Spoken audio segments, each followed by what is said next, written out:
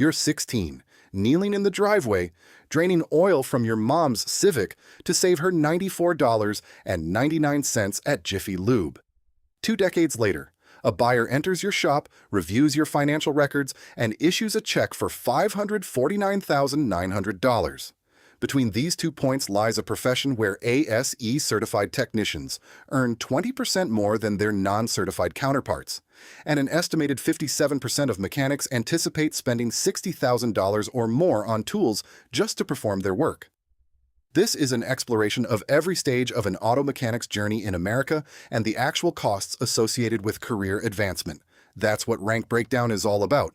If you like career breakdowns with real numbers and no fluff, subscribe so you don't miss the next one. Level 1. The driveway. You're 16. The car rests on jack stands your dad purchased from Harbor Freight. The drain plug is seized. You strip its head using a crescent wrench, go inside, and watch a YouTube video titled How to Extract a Stripped Bolt. 40 minutes later, the plug loosens. 5 quarts of full synthetic oil and a filter cost about $45 at Walmart. Jiffy Lube, just down the street, quoted $94.99 for the same service. You pocket the difference and sense a subtle shift. You're not merely saving money, you're getting compensated to learn. The following weekend, you tackle the brakes, pads, rotors, both axles. The shop's estimate was $300. Your parts cost $80. Your knuckles bleed onto the caliper bracket. You torque the lug nuts to specification because a YouTube personality named Chris Fix advised it. Your dad inspects your work and nods approvingly. The next semester, you enroll in Auto Shop at school, where the program is one of approximately 50,000 students nationwide undertaking ASE Education Foundation accredited training. Your instructor, a retired Ford technician with a missing fingernail, assures you the trade pays. He doesn't mention the BLS median wage of $49,670. He doesn't mention the bottom 10% earned $33,660. You wouldn't have listened anyway. Level 2, the lube pit. You're 18. You accepted the job at Take 5 because they offered $14.90 an hour and you needed gas money. The bay is a concrete trench. You stand in it. Cars drive directly over your head. You drain, swap, top off, vacuum, and rotate. 15 minutes per vehicle, standardized by the corporate stopwatch. 8 to 15 cars daily. The customer pays $94.99. You earn $14.90. The math is the first thing that bothers you. The upsell script is taped to the column beside the lift. Air filter, wiper blades, coolant flush. You learn to hold a dirty cabin filter up to the sun, positioning it in the customer's window. The manager calls it the reveal. You sell 3 flushes in your second week, and the regional manager buys you a pizza. The BLS median for the entire other automotive repair and maintenance industry, your industry, is $35,310. You read this on your phone in the break room and chuckle. A coworker named Marco trains you. He's been in the pit for 4 years. He's exhausted. You'll learn nothing here beyond oil and filters, he tells you, drain bucket in hand. He isn't wrong. The drain plug on a 2014 Camry strips on your watch, and the manager deducts the part cost from your pay. Your back strains pulling a stuck filter. You strain it again the next day. The Hazelwood Chevrolet career page lists someone who began as a lube technician in March 2022 and advanced to line technician in 6 months. You print the page. You staple it to your locker. You start studying for ASE A5 on your phone while in the bay. Level 3. The dealership. You're 20. The dealership hired you because you possessed your A4 and A5 certifications, $62 per test, $34 to register, and because a position became vacant. Flat rate begins today. The service manager hands you a document, $10 an hour flat rate, hourly minimum guaranteed for the first 90 days. After that, you eat what you kill. Your first week, you flag 50 hours in 40 clock hours. Brakes, rotations, an alignment, a battery, a wiper motor, front pads, and rotors are booked at 1 to 1.5 hours. You complete the job in 45 minutes. Your paycheck, your first substantial one, clears at $1,500 for the week. You send a screenshot to your mom. You tell yourself, this is it. The math finally works. Then, the shop experiences a slowdown. The next week, you flag 22 hours, then 18. The dispatcher, a man named Kenny who has never touched a wrench, assigns the lucrative jobs to his cousin. Warranty work piles up in your bay. You learn the meaning of cherry picking. You learn what a comeback is the day a customer returns with a loose wheel that wasn't your fault, but is now your responsibility. You absorb the labor cost. According to Wrenchway, 60% of technicians have considered leaving the industry. You become one of them on a Thursday in October. The Snap-on truck pulls up that same Thursday.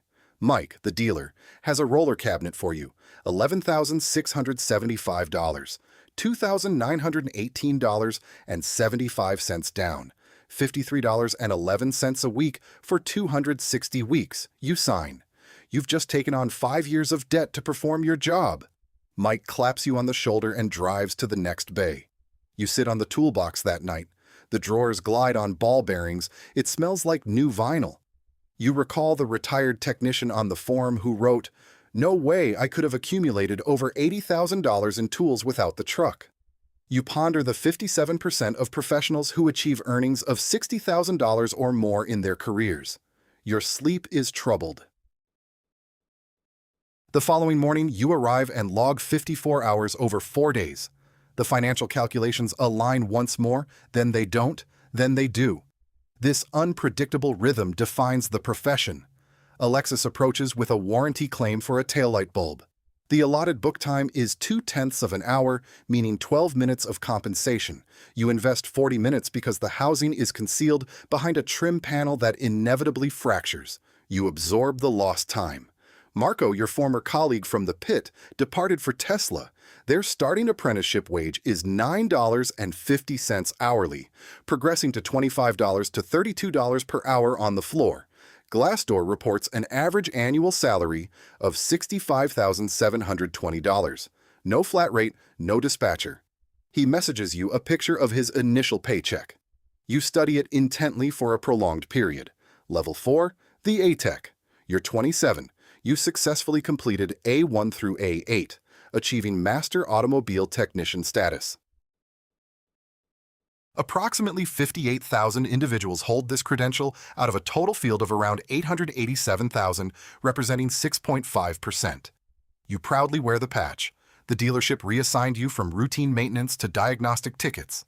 According to Glassdoor, auto mechanics in your position earned an average of $71,593. The 90th percentile reaches $106,777. The BLS top decile, the official upper limit for the entire trade, stands at $80,850. You're nearing that benchmark. A 2019 turbocharged sedan arrives under powertrain warranty, displaying an intermittent misfire on cylinder 3. You scope the injectors, you examine the freeze frame data, you remove the timing cover, the engine requires removal. GM allocates 8.6 hours of warranty time for the job. You anticipate the challenge before beginning disassembly.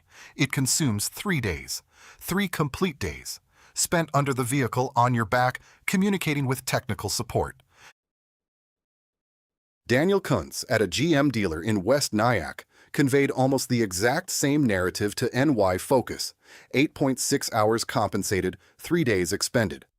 The Illinois Multiplier Act, enacted in 2021, compels manufacturers in that state to compensate dealers at customer pay rates.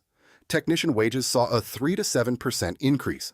Your state has not yet adopted this legislation. You finalize the engine on a Friday at 6 p.m. The car functions correctly. You log 8.6 hours for 24 hours of actual work. The customer pays $95 per hour at the counter. Warranty reimburses the dealer at $68. You grasp that this disparity is systemic, not personal.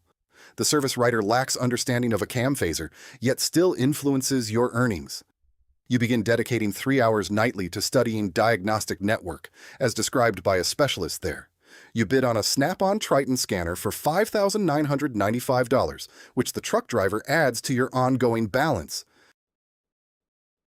The Ford FDRS subscription surged from approximately $900 to $1,200 annually in September 2024. You cover the cost. Toyota TechStream is $480 per year. You pay for that as well. Your tool expenses now surpass your children's daycare costs. Level 5. The Master and Foreman. You're 34. You passed L1, the Advanced Engine Performance Specialist, on your 4th attempt.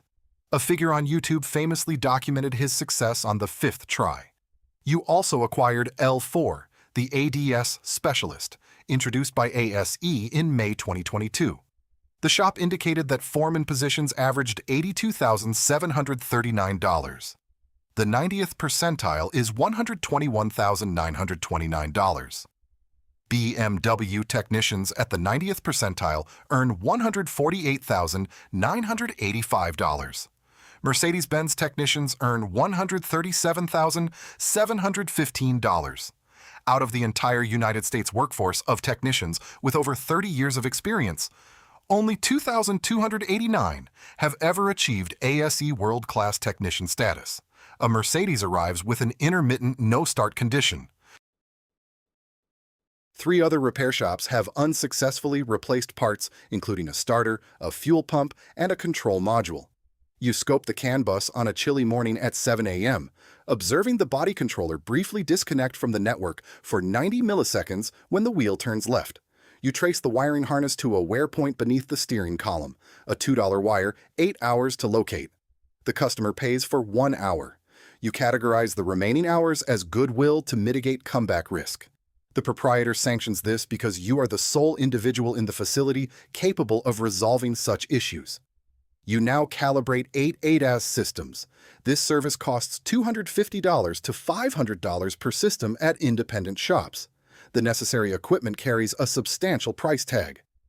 The Autel Maxus Ultra costs $3,999, followed by $899 in annual subscriptions thereafter. You participated in a hybrid course at ACDC's Up Your Voltage, an investment of $5,500 for 7 days.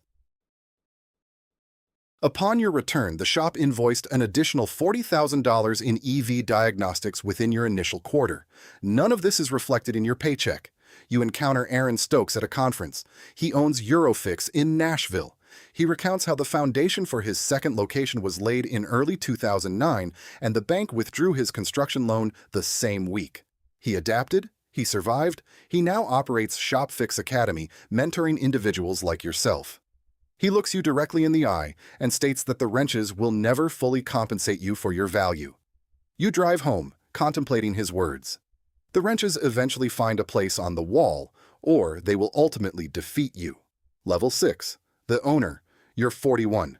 You purchased a 4-bay independent shop from a retiring owner, much like Sal Garcia at Fremont Auto Center took over a 4-lift facility in 2017 from an owner ready to step away. You signed for $900,000. You made a $200,000 down payment. The bank financed the remainder.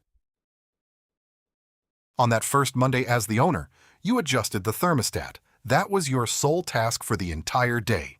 You no longer repair vehicles. You oversee 3 technicians, a service advisor, various parts suppliers, a contract with Napa Auto Care, garage liability coverage, and Google advertisements. In 2024, the national average labor rate was $142.82 per hour. You've set yours at $149. Parts Tech surveyed 618 shops, finding the average annual revenue per bay to be $203,000. With 4 bays, you're looking at roughly $800,000 annually.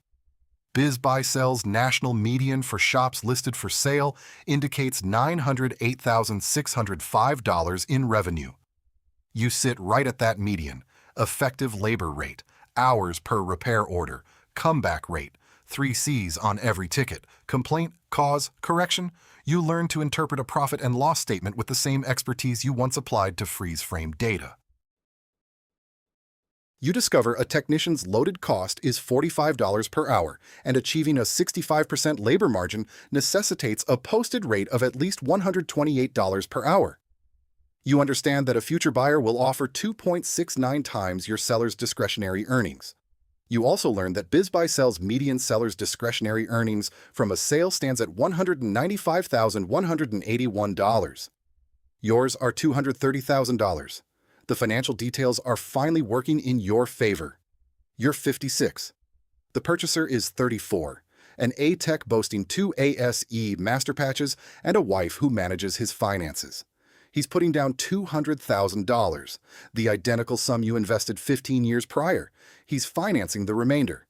You shake his hand in the office, where the coffee maker inexplicably still malfunctions. You tour the bays one final time. The lifts remain unchanged. Bay 2 still features the oil stain shaped like Florida, present since your acquisition. Your old toolbox, the Snap-on you signed for at 20, now rests in the corner of Bay 1, paid off 28 years ago, still functional. The drawer slides operate smoothly. The young man in Bay 3 is 19. He's a lube tech in his first month. He earns $14.90 an hour. He's currently draining oil from a Civic. He doesn't glance up as you pass. He doesn't recognize you.